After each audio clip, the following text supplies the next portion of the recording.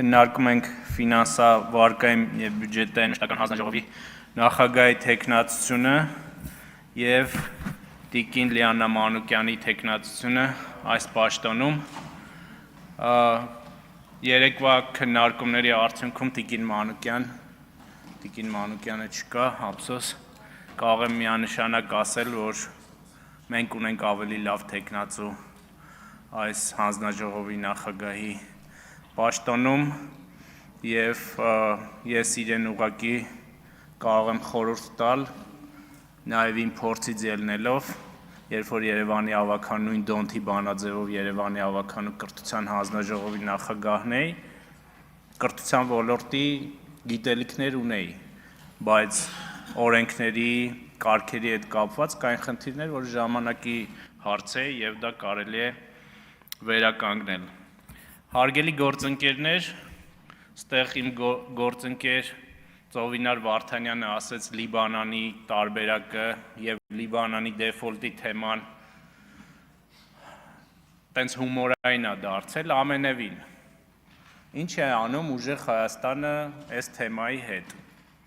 Այս մարդիկ նոր fake սերիալ են նկարում։ 300,000 ադրբեջանցիների վերաբերյալ թեման և սերիալը բարեհաջող տապալվել է, իմիջիայլոց ուր են այդ 300,000-ը, կամ 1000-ը, կամ 100-ը։ Այդ թեման բարեհաջող տապալվել է, հիմա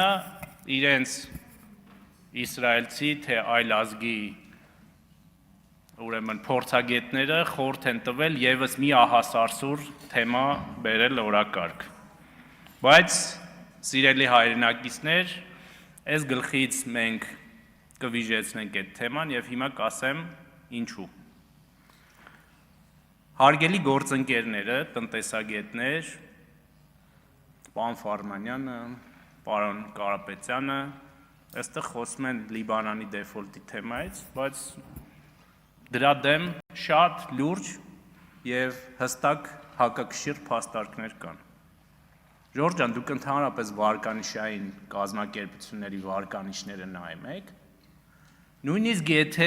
այդ թեմային մոտ թեմա կա Հայաստանի Հանրապետությունում, Moody's հեղինակավոր ընկերությունը 2026 թվականի հուլիսի 28-ին փոխում է Հայաստանի վարկանիշը կայունից դրականի BA3-ի և պատճառը ինչ է գրում։ Պատճառ՝ տնտեսական աճի բարձր ներուժ և ամուր մակրոտնտեսական ցուցանիշներ։ Fitch-ը Հայաստանի Հանրապետությանը տվել է BB- վարկանիշ, պահպանելով դրականը։ Հրապարակվել է հուլիսի 10-ին։ Standard & Poor's, վստահ եմ գիտեք, տվել է BB- 2026 թվականի փետրվարին կայունից փոխելով դրականի այն ժամանակ, երբ Հայաստանի Հանրապետությունում ընտրություններով պայմանավորված կար վտանգ պետության զավթման։ Սա փետրվարին է տեղի ունեցել և դուք եկել եք ինչ-որ Լիբանանի դեֆոլտից եք ստեղ խոսում։ Լիբանանի դեֆոլտը մի քիչ ուսումնասիրեք էլի։ Այս ընկերությունները, այս կազմակերպությունները Լիբանանի դեֆոլտը երբ որ պետք է սկսվեր, դրանից 7-ից 9 տարի առաջ են սկսել դրա մասին խոսել։ Այս ընկերությունները վերցնում են վերջերս կայունից փոխում են դրական, դուք եկել եք ստեղ Լիբանանի դեֆոլտից եք խոսում Հայաստանում։ Մենք չենք թողի ձեզ հերթական 300,000 ադրբեջանցիների fake սերիալը նկարեք այստեղ, օգտագործելով այս ամբիոնը։ Մի բան էլ ասեմ, էլի, այս բարձր ամբիոնը էլ հրապարակներ չեն, էլ չգիտեմ, ձեր fake-երի էջերը չեն, ձեր լրատվականների էջերը չեն։ Ժորժ ջան, այս ամբիոնին հետևում են նաև միջազգային կազմակերպությունները, միջազգային գործընկերությունները։ Ոնց կարելի է ձեր նեղ անձնական կուսակցական շահերից ելնելով գալ Հայաստանի վերաբերյալ սենց բաներ խոսել, երբ որ դրան հիմք չկա ընդհանրապես։ Ոնց եք դուք այս ամբիոնը օգտագործում տենց fake-էր հնարելու համար։ Եկել են ստեղ ասում են բանը,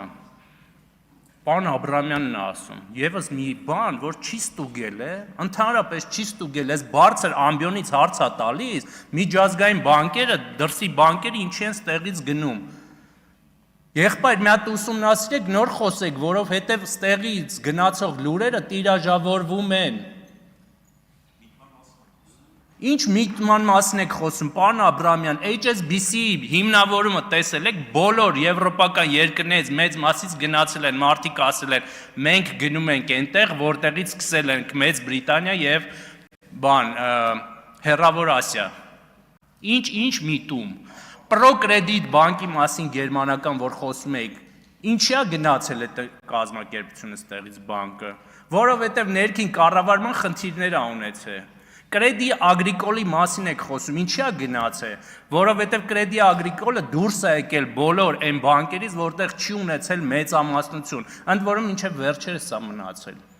մինչև վերջերս, եւ եթե հանկարծ մեր բանկերը խնդրեմ ունենային, ընդ որում այն ինստիտուտներից է, որ ամենակայացածներից է եւ ամենավստահելիներից, այս մարդկանց հրավիրում են ամբողջ աշխարհում իրանց համար դասախոսություն կարդան, թե ոնց է այս համակարգը սենց կայացել, դուք եկել եք ստեղ վարկաբեկում եք բանկային համակարգը,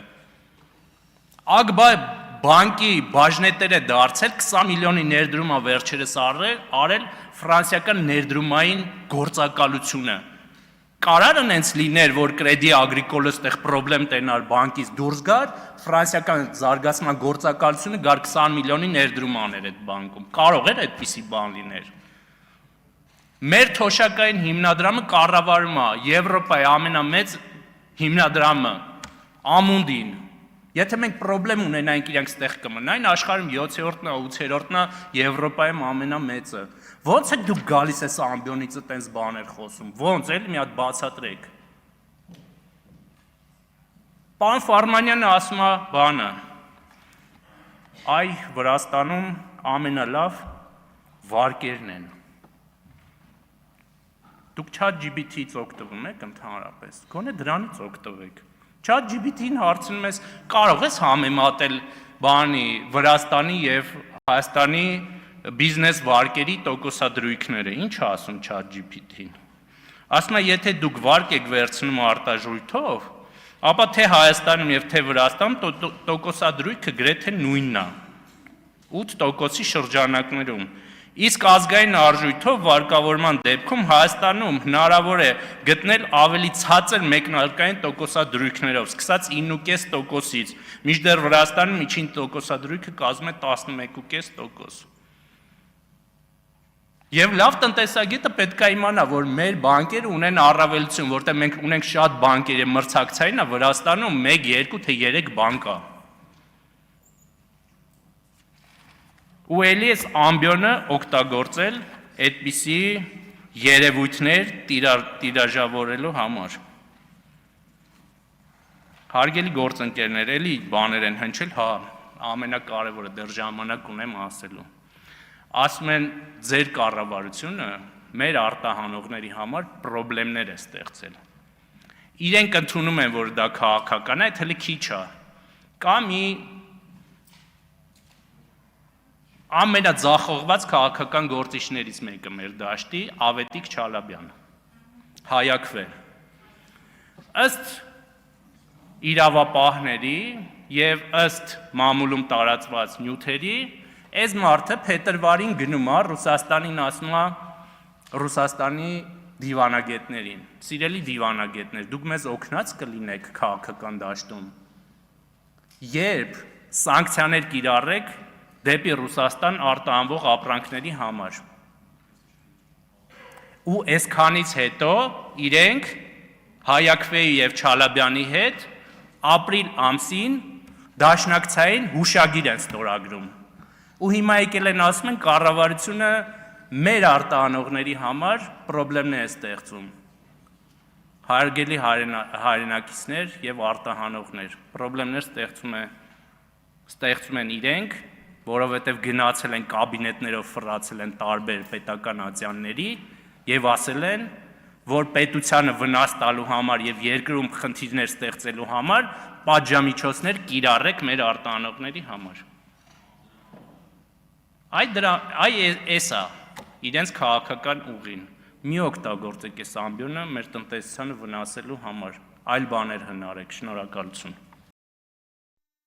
Հավանիր տեսանյութը եւ բաժանորդագրվիր նորությունները բաց չթողնելու համար։